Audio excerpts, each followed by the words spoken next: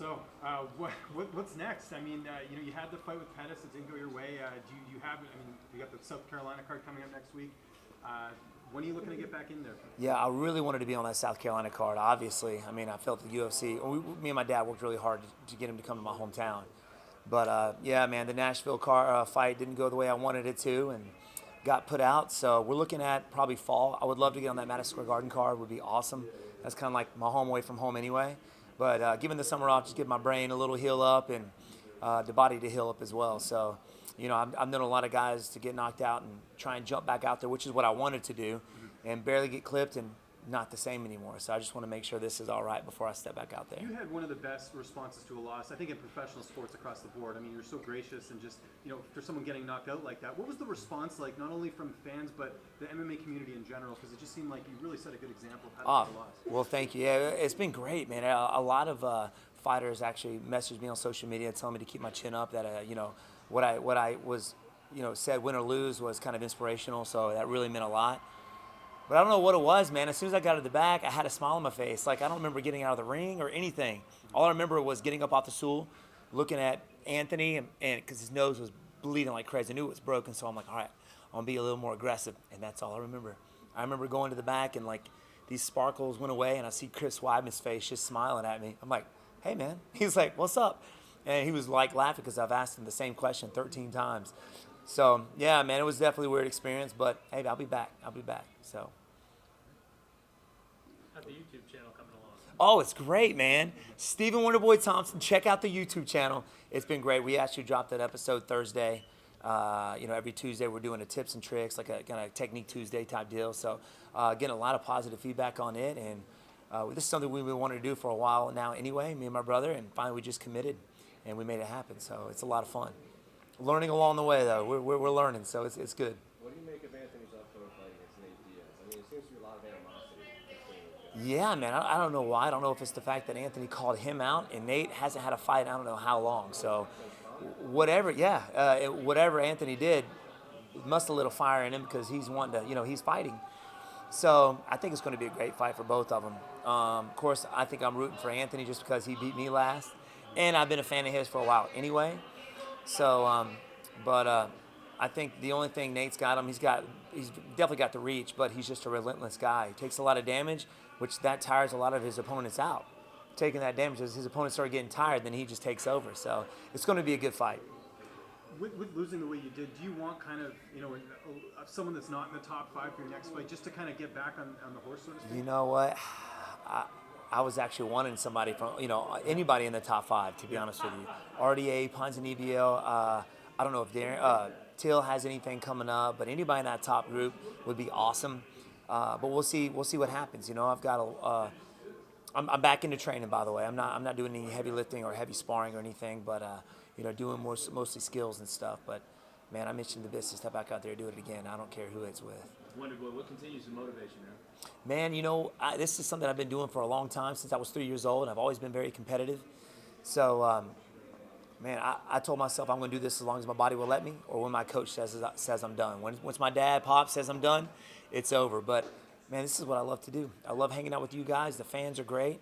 And, not only do I want to be known in the octagon as one of the best fighters who ever lived, but, a good man at that. So. Father's Day's coming up, man. Could you expand on what your father means to you? Man, my dad is everything to me. I don't know what I'm going to do when that time comes, but, we've shared I know a lot of people who don't spend that time with their dad. My dad was one of them with his grandfather. He died when I was very young, but I remember my dad telling me at a young age that his dad would always say, hey, you need to hang out with your dad, and I'm not going to be around long enough. And my pops didn't take him seriously. Next thing you know, he ended up dying in a car accident, and that's something he regrets. So I like to consider myself a very observant person, and trying to learn from that, and just trying to spend as much time with my dad as possible. And he's a very wise dude, and I wouldn't be the man I am if it wasn't for him. I respect that. Thanks, man. Thank you. How's the Twitch channel going? Oh, man. It's a blast. I don't know if you guys know, but I'm a video game fanatic. I'm Call of Duty in it right now. I love Apex, but it's fun, man. It's a good way to kind of get on there and chat with your fans.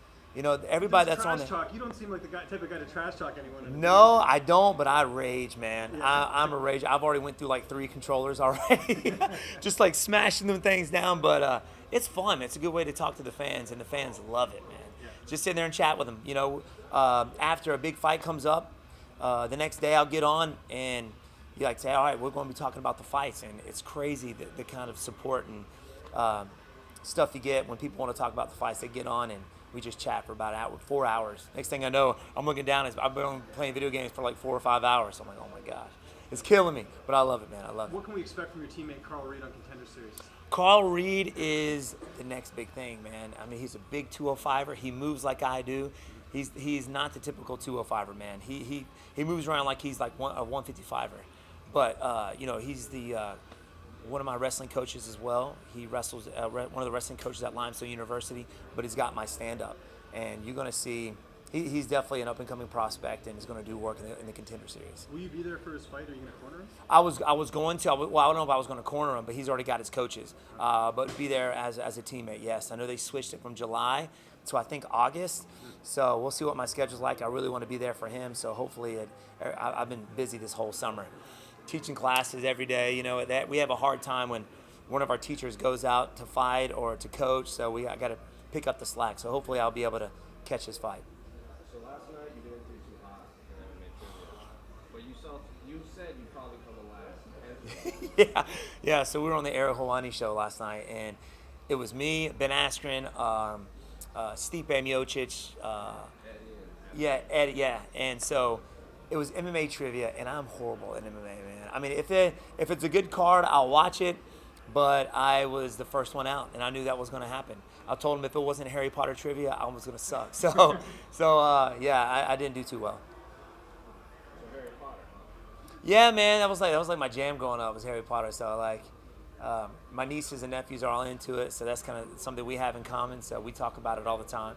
But yeah, Harry Potter trivia was my jam, man, back in the day. I still know it, like every book. I know you already said that you hope Anthony beats Nate in that fight, but it is at 170. If Nate got past Anthony, do you have any interest in fighting? Dude, I would love to fight Nate Diaz, man. He's a legend of the game for sure. I think I'm older than him, but still, man, he's a legend of the game, and he's been in the game for a lot longer than I have. So the dude's tough. I like his mentality. I like where his head's at, especially when it comes to the art of war. You know, it's just awesome. So that would be a very cool fight, I think. We good to go, people? We good? All right, guys. I appreciate it, man. Thank you, guys. Y'all have a good one. Paul?